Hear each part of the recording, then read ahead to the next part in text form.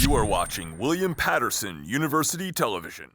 Welcome back to the women's team are in the playoffs, gentlemen. It's fun to see that the women's team have made the playoffs and breaking out all the action. We have Anthony, Joe, Jimmy, and Danny. Now, gentlemen, the women lost their final two games against TCNJ, finishing 2-6 on the season. Anthony, let's go to you first.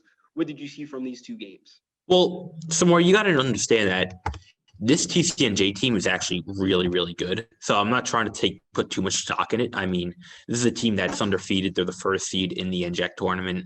So there's no question that they're definitely a tough team to beat.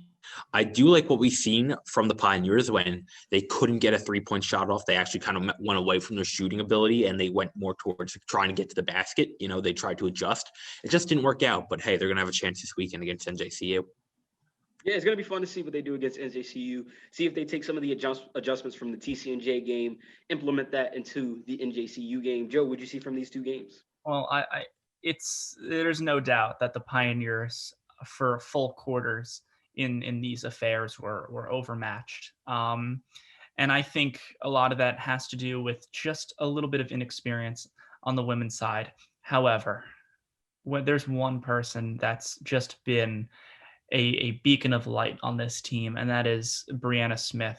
She has been absolutely outstanding. The last game against TCNJ, 19 points, 5 assists. If you're looking for a bright spot, it's right there in front of you. Danny? I completely agree with Joe and AWOC here.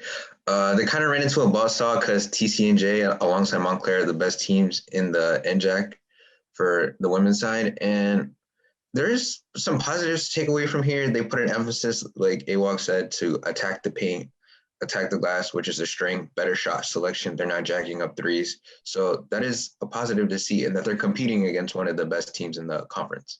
Yeah, look, I've had my fair share of losses in high school sports. So you always know you win some, you lose some, but you always learn from winning or losing. Jimmy, close us out because I know you were another high school athlete. So what are your thoughts from the game from TCNJ?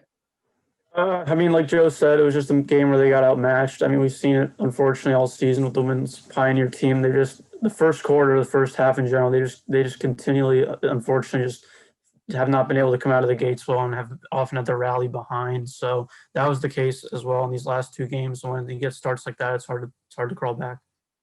Now, Jimmy, keeping it with you, last week we talked about the men's biggest X factors going into the playoffs. Now, let's shift to the women's teams. What do you think is the biggest X factor for this women's team in their playoff push? I want to take Justina Cabezas. We saw her become NJAC Player of the Week a few weeks ago. She can dominate the boards, get to the free throw line, work the paint. We've seen that be a strength of the Pioneers team, and her and Brianna Brooks are the leader of that. So if she can get to the line and put up some double-doubles, they have a chance. Anthony? Yeah, I mean, I really like Allison McBride here. I mean, she's had a great breakout year. She can get boards, unlike anyone on the team, really. She's physical around the paint. She's kind of like my comparison of Nyseer Fields. Really physical, really good in the paint, really good around the basket. I think if this team wants to go far in the playoffs, they're going to need her to really step up. Yep. Folks, Brianna Brooks is an all-star, veteran leader, amazing on both sides of the floor. She's kind of like our Kawhi Leonard in a way with the way that she plays. We are talking about a person who last year in our only playoff game almost put up a 20-20 performance. Absolutely unheard of. Brianna Brooks absolutely is the X factor in this ball game. Hey, Joe, I'm going to have to agree with you because she was definitely putting up some numbers last year in that playoff game. And it was just heartbreaking to see how that ended out for the Pioneers. But we do hope for better. Danny, who's your X factor? I have to go with Jimmy here. I'm going to go with Justina Cabezas, make it 2 for 2. She, in the 2 wins, she posted up double-doubles, dominated the paint. And when she plays good, the rest of the team benefits because then they could kick it out to shooters and the threes will start falling. Now, Danny, keeping it with you, we have said this, that the Pioneers are in the playoffs. They're going to be taking on NJCU, which is the 3rd seed this weekend in the first round of the NJAC tournament. What are you looking for in this game from both sides on both teams? What are you looking for in this game? I think there's a chance of being a close game, even though they're one of the higher teams in NJAC, because the second game they played, this was the game where the women's Pioneers had that fourth quarter collapse. They had that game. They left it up in the fourth quarter. It was 24-4. So honestly, if they just shore up fourth quarter execution, I think there's a slight chance they can pull off the upset. Jimmy?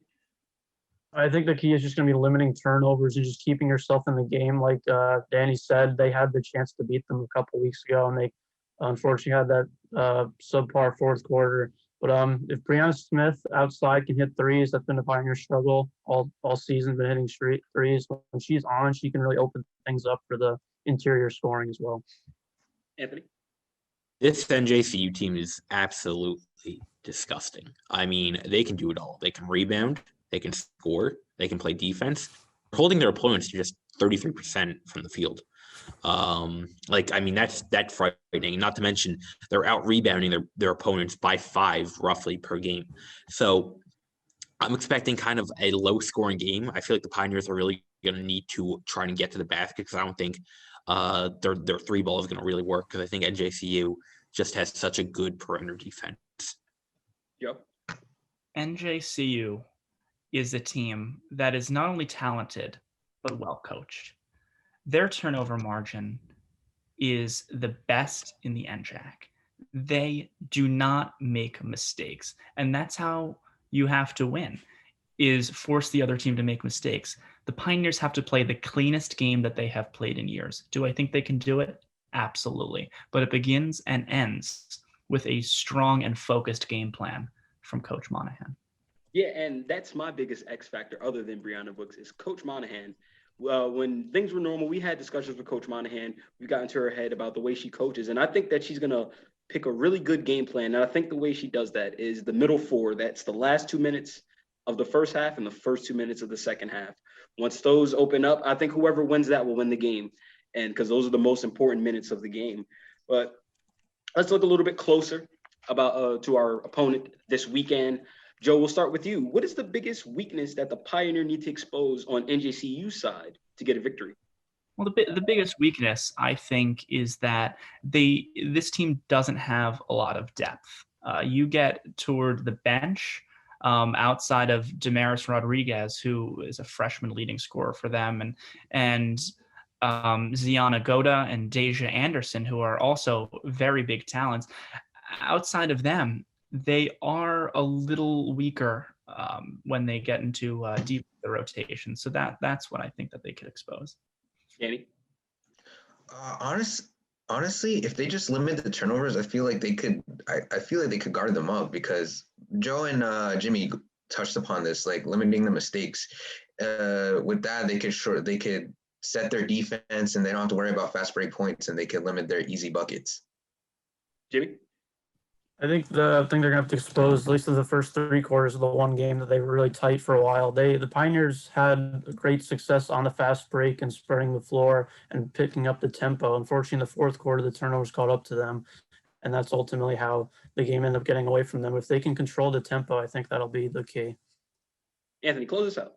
Samory, what's so great about free throws? They're free. They're free. Except what it seems like NJCU doesn't really get that concept really well. They're only shooting 58% from the free throw stripe. Get this team to the line, make them have to earn their points at the free throw line because that's where they struggle. They're only shooting 58% from there. Opponents are shooting 65% from the stripe.